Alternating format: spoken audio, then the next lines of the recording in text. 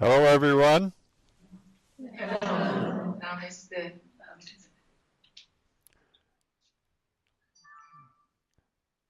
It's a pleasure to once again be with you on this day. And today I will talk about why we are in this world. We are in this world to nurture our spiritual awareness and grow to emotional and spiritual maturity in our present incarnation. All of us have an inner urge to be spiritually awake. It is not always understood. Sometimes we feel that we are not in our right place in the world. We may wonder why we are here, what we can do to improve our understanding and our circumstances. But eventually, if we are fortunate, we begin to understand that we are here to know our true, permanent spiritual nature and our relationship with an ultimate reality, commonly referred to as God, or of course there are other names that people use for that ultimate reality, which is really without a name and has no form, because it is omnipresent. And we are, as spiritual beings, units of the pure essence of that ultimate reality. And because we are units of that ultimate reality, what is true of it is true of us. And deep inside, we know what we are, we know what that ultimate reality is, and we aspire to become fully conscious of it. And that process of being fully conscious I refer to as a process of self-revelation, a revealing, an uncovering, a bringing forth of our divine nature, which is always pure and whole, and has only to be discovered and experienced for what it is. The question comes, how can we know our true nature and that ultimate reality? What can we do to purify the mind and clarify our awareness so that we can know what we are and what that ultimate reality is? One way that I learned many years ago from my teacher, Paramahansa Yogananda, is called in Sanskrit Kriya Yoga. But to use plain English, the word Kriya simply means process or procedure, or sometimes an action or activity. And the word yoga means a bringing together and a holding together of our awareness and attention with our pure essence of being. And when this is experienced, we call this self-realization. The word self with an uppercase or capital S is used to refer to the true essence, the true changeless nature that we are. Therefore, self-realization is experience and knowledge of what we are as spiritual beings. And the spiritual path that produces or allows really spiritual awakening is really very simple to understand, but not always easy to follow. Number one, we have to learn to be self-disciplined, to control our thinking, our emotions, and our behaviors. And of course, we want to live morally or ethically, that is, in the right way. we want to live properly or righteously. That is a foundation for right living and happy living, successful living. And then we want to learn to control our thinking, to think constructively, to think rationally, to develop our powers of intellectual discrimination, so that we can know the difference between what is true and what is not true. And then we want to inquire, what am I? What is my true nature? And we do this by using our intellect, which allows us to discriminate or discern the difference between what we are and what we are not. For instance, we know intellectually that we are not the mind, which is constantly changing. We are not the body, which was born and will eventually cease to live. We know that we are not our personality characteristics, again, which constantly change. But behind the mind, behind the body, behind the personality, we are aware that we observe, we discern. We inside do not change. I'm sure all of you have had the experience, perhaps on your birthday, when you have looked in the mirror and you realize that you are a year older or several years older than you used to be, and yet inside you say, I am not different, I have not changed. Inside I am always what I am. And this is true of our spiritual essence. It is always what it is. So we use our discrimination, our intellect, to determine what we are. Then we go a step further and we pray and we meditate in order to have personal experience of what we are. Prayer enables us to go beyond the ego. It enables us to quiet the mind and quiet the emotions so that we can experience that inner peacefulness, which is really our true nature. Meditation also is a way that we can calm the mind, focus attention, and actually remove attention from everything that we are not, so that we can experience what we are. So as you know, I teach meditation. Sabiha teaches meditation. I'm sure most of you are meditating on a regular schedule.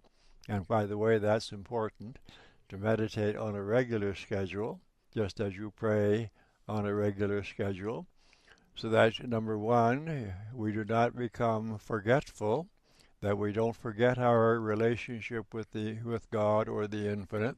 And also, meditation provides us an opportunity to actually daily experience our true nature, and eventually we are so established in that awareness of what we are that when we are not meditating, we are still inwardly, spiritually conscious.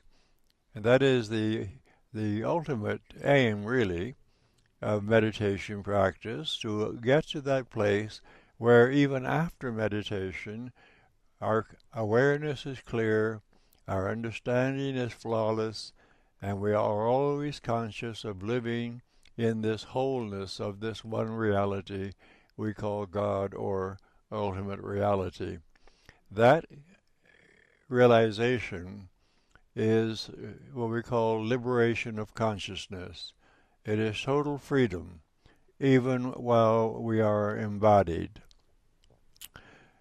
Meditation practice, it is recommended to be done every day, and if you are a beginner meditator, then I recommend meditating at the same time every day in order to develop that habit of doing it, so that you won't avoid the practice session. You won't make excuses that you're too busy or you don't have time. Or perhaps if you are a beginning meditator, you may think, well, I haven't had positive results yet. Maybe meditation isn't for me. My experience was when I began to learn to meditate some almost 70 years ago, that when I meditated every day on a regular schedule, I learned to meditate by doing it. I learned by daily practice what takes place when the procedure is working nicely or smoothly. Beginning meditators and even more experienced meditators sometimes report that they have a day when it is not very interesting to meditate and not very much worthwhile is experienced. But with practice, we can learn to go into the deep silence and enjoy that silence. And we also learn that we only have to put forth effort to concentrate, to watch the breathing, and so on, up to a certain point. And when we are sufficiently surrendered, sufficiently devoid of ego identification, then the process proceeds by itself. And mystics refer to this process as the action of God's grace. That is the spontaneous, effortless unfoldment or emergence of our innate soul qualities. It just happens by itself. And all we do is sit there and allow it to be experienced. We're no longer forcing the issue. We're not trying to make something happen, but it is happening by itself. And then we wonder sometimes when this begins to occur why we didn't see it before. Or we may say, oh, this is so easy. Anyone can do this. But we have to get to that stage where we can surrender and stay conscious and alert and observant while the inner transformation occurs spontaneously or effortlessly, as it will if we persist in the right way. There are various meditation methods that we can use to calm the mind and emotions.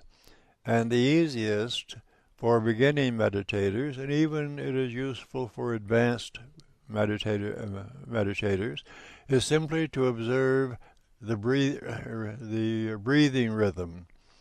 We breathe a little more than 20,000 times a day. Breathing is automatic. We don't have to put forth effort to breathe. So, if we observe the breathing, if we experience breathing, this provides us something to be aware of right here and now in the moment. Something is happening. We are breathing. So it can be helpful in the early stages of meditation to experience breathing. And then, as we proceed, to experience how when the breathing becomes slower, the mind becomes more calm. And eventually there are occasions of temporary stopping or pausing of breathing, usually after we breathe out, usually after we exhale, just for a moment. And during that moment of natural pause or stopping, we can notice that our thoughts stop, that the movement of thoughts in the mind stop temporarily. And that provides us the opportunity to experience in that moment thought-free, clear awareness. And then when we are able to experience what it is like, then with practice, we can just sit and assume or have that perception immediately. We can disregard the breathing, allow it to happen, but shift into that awareness in the moment of clear, thought-free awareness. And this is also useful during the day when we are involved in everyday circumstances. To pause now and then and just remember we are spiritual beings, we are observers, and that we don't have to become emotionally caught up or involved in external activities. Many people find this especially helpful today when they watch the news on television or they hear of international conflict and strife, and they become very concerned and worried. And then they find that if they can just pull back for a moment and be still and rest in that clear state of awareness where they are more objective, more discerning, they have peace of mind and emotional peacefulness. So watching the breath is one procedure that can be useful in the early stages of meditation practice. Or later on when you are meditating, and if you notice that your attention has wandered, that you are beginning to think too much and your memories are coming up and distracting your attention, again, put your attention on your breathing. And then, after a while, disregard the breathing and be still in that deep silence. Open to the possibility, receptive to the possibility of experiencing an expansion or clarity of awareness, or a restoring of your awareness to wholeness, to realization or to experience of your true changeless nature. Or you can use an affirmation in the early stages of meditation, or later if your attention wanders. You can affirm something that is true, such as, I am a spiritual being. That is, mentally say that as an affirmation. I am a spiritual being. I am a spiritual being. I am a spiritual being. And you say that until you actually become aware that it is true. It is not a matter of trying to condition the subconscious level of your mind or trying to hypnotize yourself at all. It is a matter of simply being reminded of the truth of what you are. I am a spiritual being. Then after a while you can leave off the affirmation and rest for a while in that awareness or that experience of I am a spiritual being, or I am one with the infinite, or I am a unit of the pure essence of the ultimate reality. I live and move in this omnipresent reality of God. So you can use your imagination and use your silent affirmations to open your consciousness to be reminded of the truth of what you are and your relationship with the infinite, and to actually experience what you are and to experience your relationship with the infinite. We are spiritual beings expressing through a mind and a physical body. We are having a human experience, but we are not permanent human beings because we came into this world and we are here for a few decades, many years perhaps, and then we depart. And so our experience in this world is only for a short period of time in eternity. And it's important to remember, I think, that we are immortal beings, that we did not begin at conception or physical birth. We will not end when the body dies, that we are immortal spiritual beings. And this must be true because we are units of that ultimate reality, or the pure essence of that ultimate reality, and it is without beginning and without end. It is eternal. That is something that might be useful to contemplate, to ponder when meditating. When you are sitting in the deep silence and thoughts are still in your mind, then at least contemplate something that is worthwhile. Ponder or contemplate how can something exist that never had a beginning and will never have an end. That is ultimate reality, what people call God. It didn't begin, it will not end. It is forever. It is eternal. If it had a beginning, it would end sometime, but it won't end because it never had a beginning. And because we are units of that pure essence, of that ultimate reality in truth, we never had a beginning, and we will never end. That is helpful to remember, I believe, when we are living day to day, to remember I am an immortal spiritual being. Then the next question that we might ask ourselves is, what am I going to do with the rest of my immortal life? If you are going to live forever in this world or some other realm, what are you going to do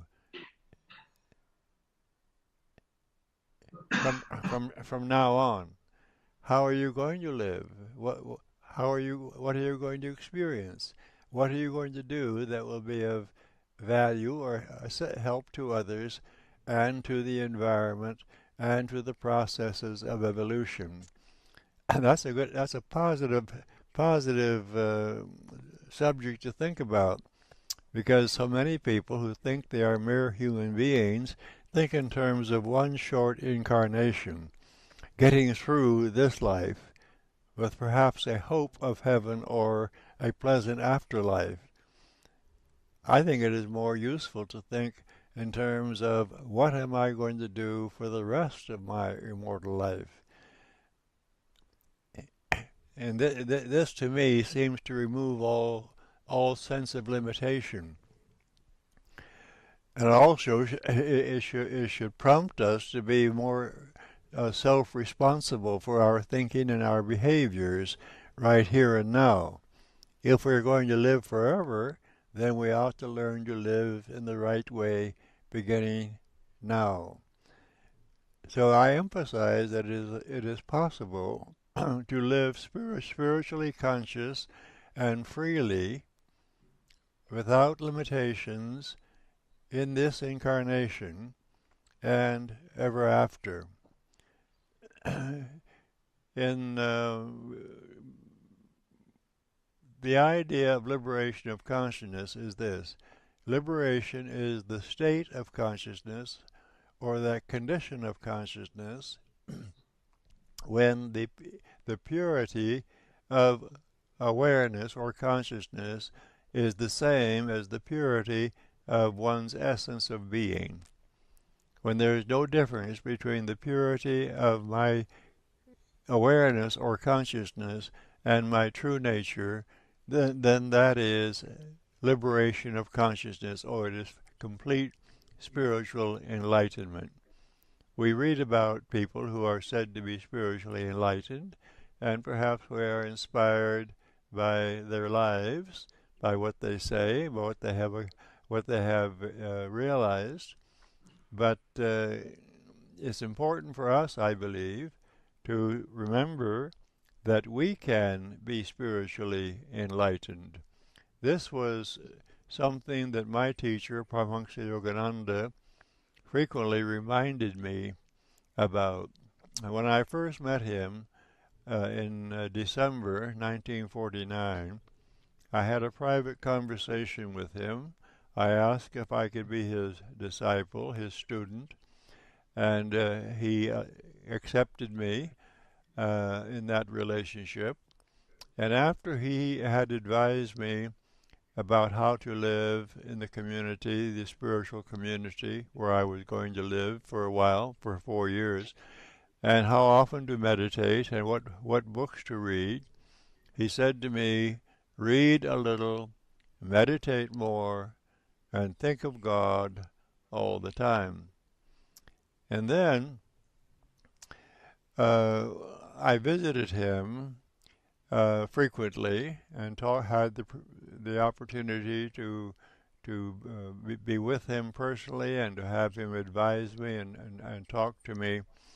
And he frequently reminded me that the purpose of my life was, one, to serve others, and also along the way to do what was necessary to awaken to the stage of liberation of consciousness, spiritual enlightenment to the stage of liberation of consciousness.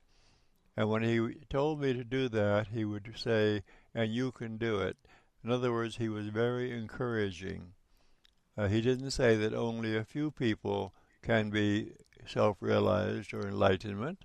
He encouraged everyone to aspire, to desire, to be spiritually awake. And certainly with me, in our personal conversations, our personal times together, he constantly reminded me of that ultimate aim or goal of human life is to be spiritually awake, spiritually conscious, and while living, to be of service to others and of service to the world. This is important because if we think in terms of what can I do that will be of value to others and to the world, we will not be inclined to be self-centered or selfish and or greedy, and we will always endeavor to live in the right way. So it's important that we remember to live in the right way. Every great prophet and spiritual teacher through the ages and many cultures has emphasized the importance of living righteously or in the right way, and to be kind to others, to help others who need help, to inspire others to be happier and healthier and spiritually conscious. And so this is important. By living in the right way, we not only experience psychological health, but we also contribute to the welfare of society. We encourage others to be spiritually conscious. We encourage others to follow our example. We become a role model for others, and this is important. Just like parents have children with their children, parents will guide their children, instruct their children, see to their education, but children learn most quickly by observing the behaviors of the parents. When the parents behave in an ideal way, the children are more inclined to follow their example. So when we live in the right way, other people perhaps can see how we are living, and they will endeavor to live like we live because they see how healthy and happy and hopefully wise we are, and they want to be also healthy and happy and wise and so on. So meditation on a regular schedule. Beginning meditators can meditate 10, 15, 20 minutes. And when they become more skillful, they can meditate for a longer duration of time. Some meditators, perhaps, some of you are perhaps now meditating 30 minutes to an hour every day. It's usually more helpful to meditate for a shorter period and remain alert than it is to sit for a long time in a passive state of consciousness, half asleep or daydreaming. But shorter meditations, 10, 15, 20 minutes, 25 minutes, when you are very alert, are very useful. And if you have these short meditations, you can meditate more than once a day, 2 or 3 times a day, perhaps. And then after meditation, live with purpose. I find it very helpful after more than 70 years of activity. I find it very helpful to make notes to myself, write notes for what I'm going to do the next day and the next week and the next month. I may change some of my plans, but at least I have a course of action. I have things that I'm going to do, and I have a schedule of activity. So when I get up in the morning after meditation, I always meditate early in the morning.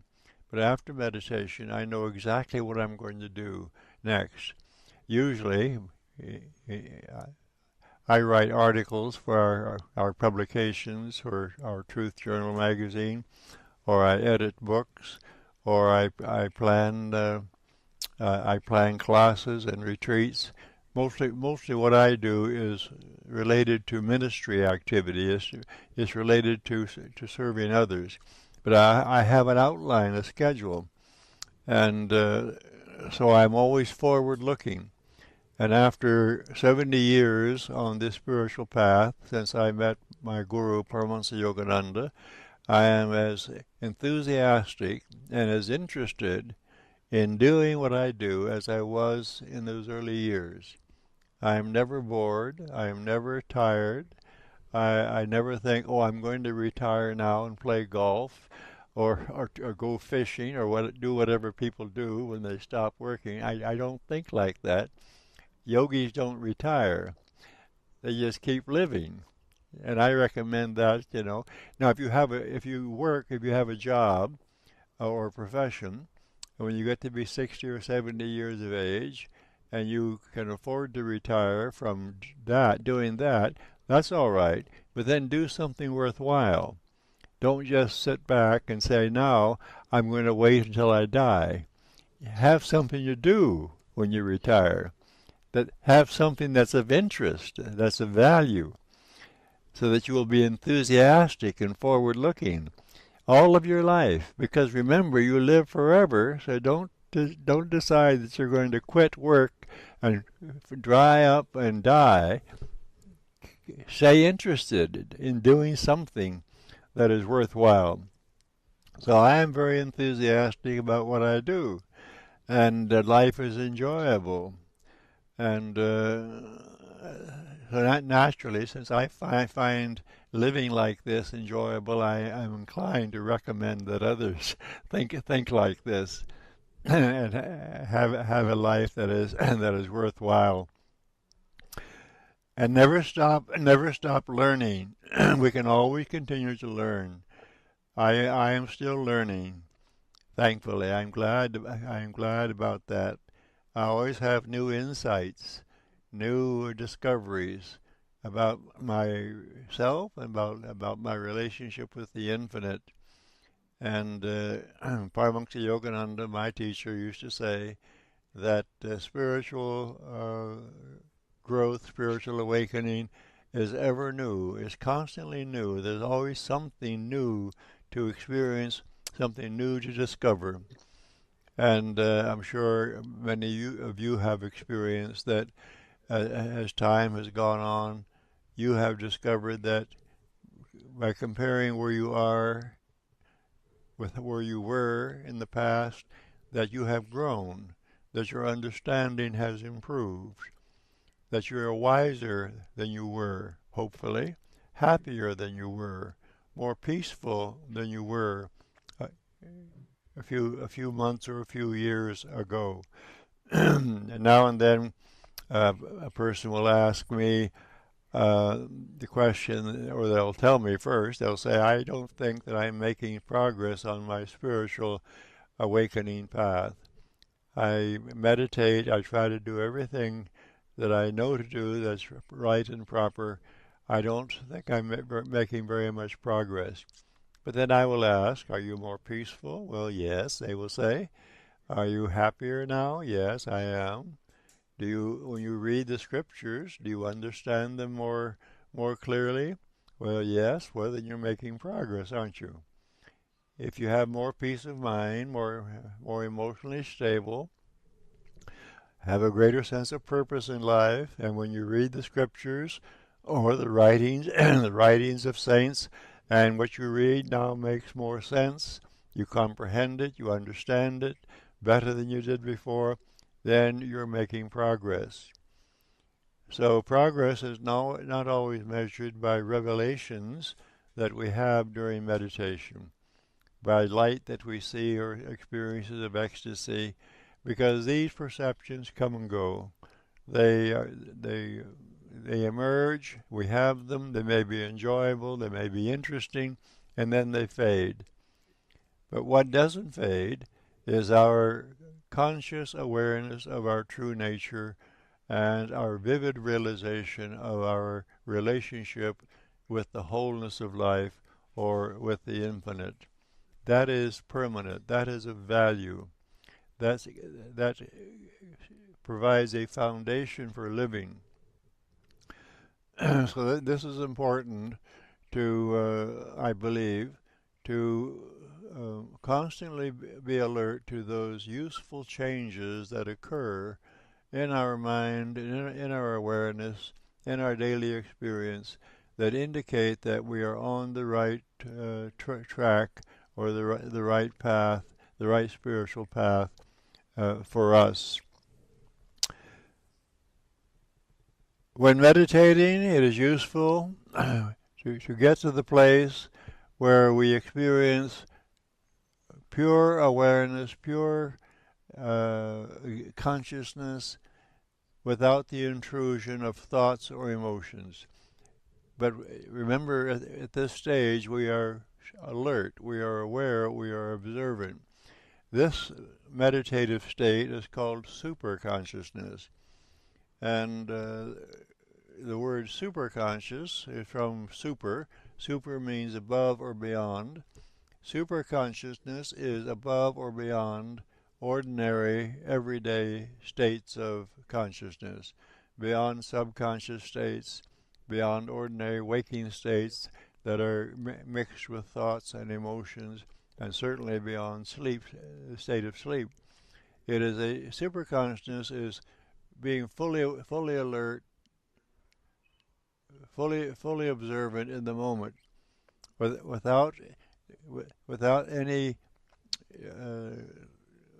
thoughts being troublesome or intrusive, and without emotions bubbling up. Clear awareness.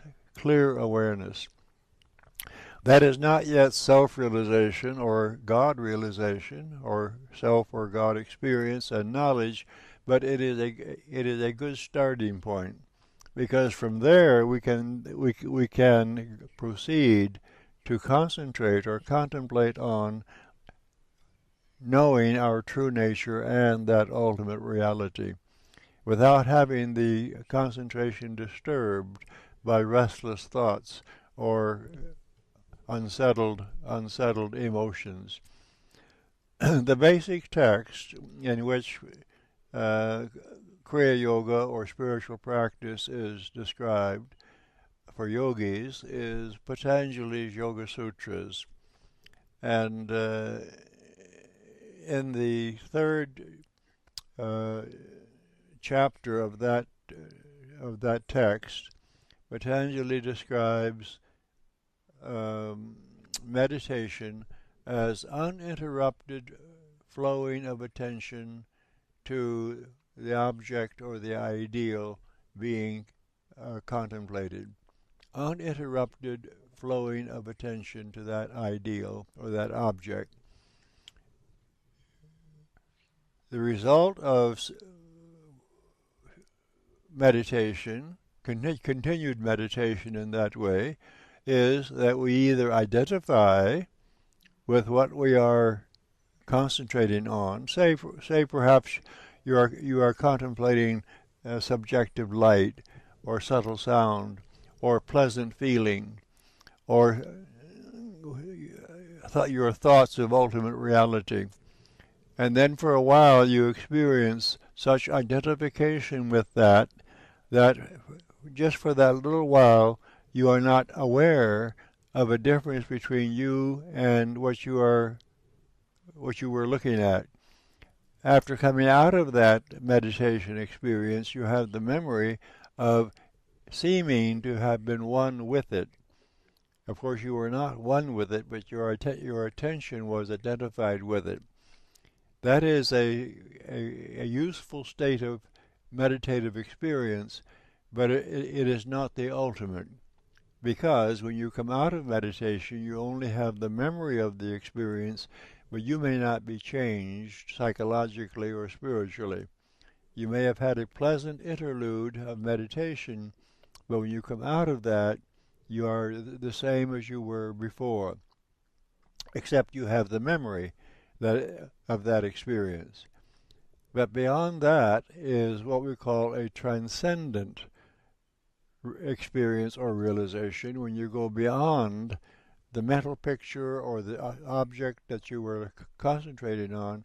You go beyond that and you experience pure being, pure conscious being. And it is supremely enjoyable, which is why it is called blissful. But that bliss is not an emotion. It is the pure joyousness of self-discovery. And that is a transcendental experience which is psychologically transformative. It purifies the mind. It brings forth your innate or inner soul qualities, and eventually enables you to always live in conscious awareness of your true nature, even when you are engaged in ordinary everyday activities, talking with your family members or friends, working, going shopping, attending to your duties. Always, while you are doing these things inwardly, you are self-knowing and aware of your relationship with the wholeness of life. And also, there are no more troublesome subconscious influences that arise to cause psychological disturbance. You know, so many people have psychological conflicts, psychological problems that cause them to feel unhappy or unsettled or not quite complete. Their mind is disturbed as the result of these psychological conflicts. But when they are resolved, when the subconscious level of the mind is purified, there are no longer any psychological problems, no longer any conflicts, no longer any fear or anxiety, no longer any feelings of inferiority or loneliness or incompetence or weakness. All of those conditions cease to exist when we are self-knowing or self-realized, and the subconscious level of the mind is cleansed and completely purified, or our consciousness is liberated. So I highly recommend daily meditation on a regular schedule, and until you become familiar with the practice and you find the practice to be enjoyable. It is useful to practice in a group such as you're gathered together today. This is useful because you have the support of others who share your philosophical views and your common ideals. This is useful, but it's also necessary to practice privately, because you cannot always have the company of supportive friends to meditate, and so it's useful to meditate at home privately every day. Because when you close your eyes, you are alone anyway, aren't you? Even with a group. But of course, again, with a group, you have the presence of the group energy and the group consciousness that supports and is helpful. But also learn to meditate privately, and just do it on a regular schedule, and do it. Be patient with yourself. Don't be overly anxious or overly concerned about having results. Results will happen. I recall one time I was with my teacher, Paramahansa Yogananda. During the first year I was with him, and he said to me, he said, Roy, he said, you have to want to know God. You have to want to have that realization with all of your heart, so much, with such intensity, such fervor, that you can't wait another day. But you have to have the patience to wait, just in case it doesn't happen that day. So we aspire, we yearn, we hope to be fully awake, But if we don't have a great revelation, we can be peaceful. We can be patient. And to be patient means to be emotionally settled in the moment, to be emotionally settled. Not to give up, to aspire, but also to be patient and to allow our spiritual awakening to occur naturally in its own way. And something else my Guru Paramahansa Yogananda said at one time to a person who was comparing his progress or his experiences with someone else. Someone else seemed to be making better progress or faster progress, or they had more interesting meditation experiences. And my Guru Yogananda said, every flower has to blossom in its own way. So how we awaken is not how our friends will awaken necessarily. We may have similar experiences, but our experiences may be different. And the important thing is that we awaken in the way that is best for us to awaken. My experience is that with the passage of time, as we stay focused on the right path, the right way of living, our understanding improves, and also opportunities are provided. It seems that God's grace supports us in marvelous ways.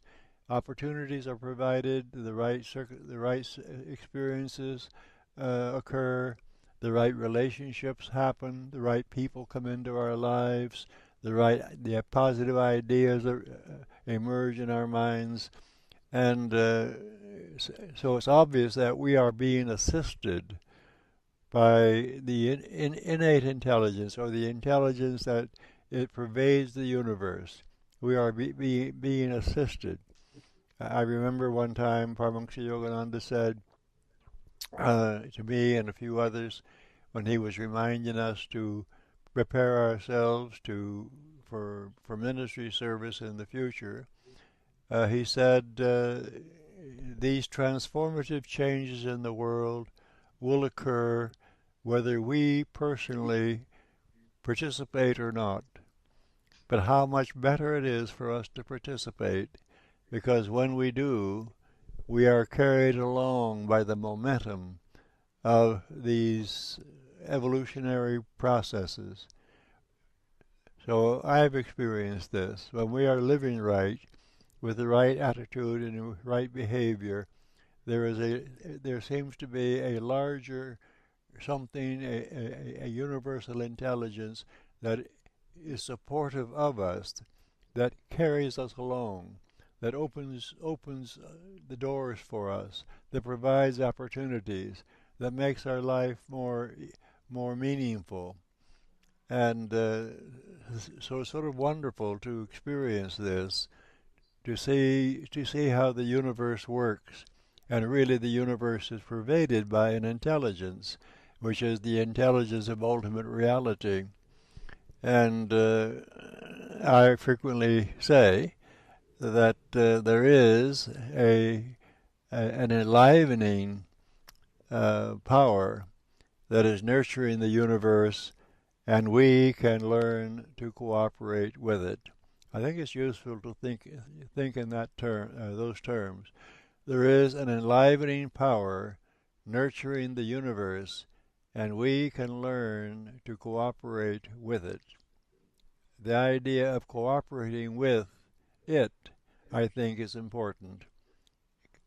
Finding out what is, call it God's will, what is the purpose of the universe, and learning to cooperate with it. And when we do, then we have the support of the universe in everything that we do. So our time, I see, is almost concluding. Why don't we meditate together for just a few minutes together? If you will, sit upright, be comfortable as you can be. Close your eyes, look within, be relaxed, and open your mind and your being, your essence of being, to the infinite. And let us acknowledge the innate or the inner divine nature of every person, everywhere. And let us be reminded of the truth that at our inner essence, our inner core of being, we are one with the infinite, and that all knowledge of it and its processes is within us. And as it is unveiled, as it is revealed, we experience the truth of what we are, the freedom of self and God realization or experience and knowledge. Just let your breathing flow smoothly and easily.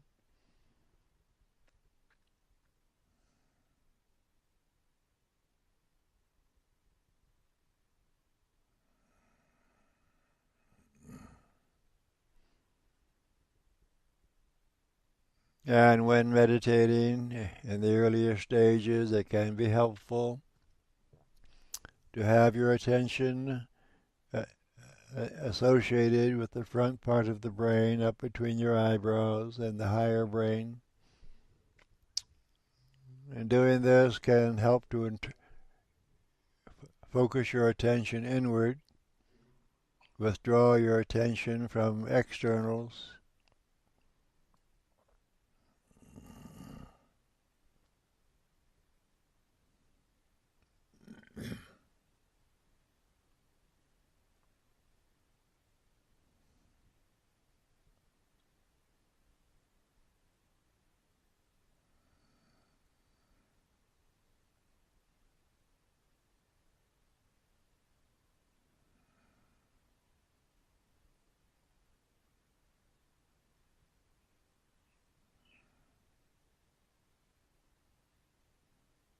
Remember the usefulness of observing the breathing in the early stages of meditation, and also the usefulness of affirming or knowing, I am a spiritual being.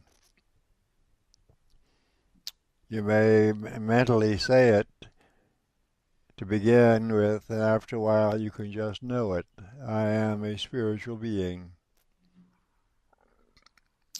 Not that I am becoming a spiritual being, but I am a spiritual being.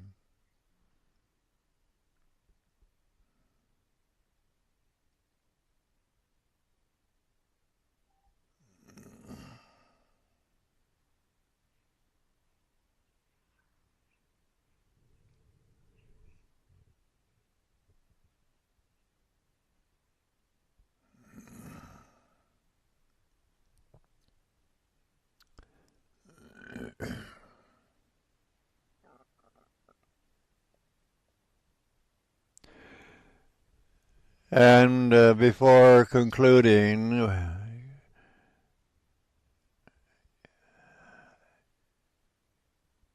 acknowledge in your mind everyone in the universe, everyone in our world, more than 7 billion people on our planet. Radiate goodwill to everyone, everywhere. Pray for, wish for their highest good. And their highest good includes their total well-being, their health, happiness, harmonious personal relationships, and environmental circumstances, and above all, spiritual awareness. Wish this for everyone. Imagine the purity of your essence of being blending with the collective consciousness of the planet, beneficially influencing every person and all forms of life.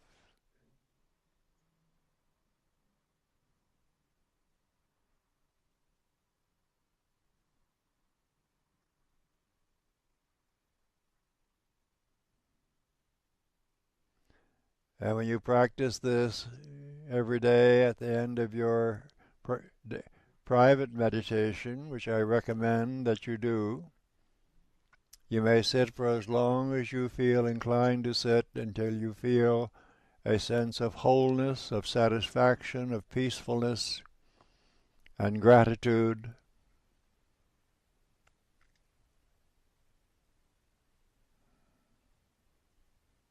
Let's chant Om once.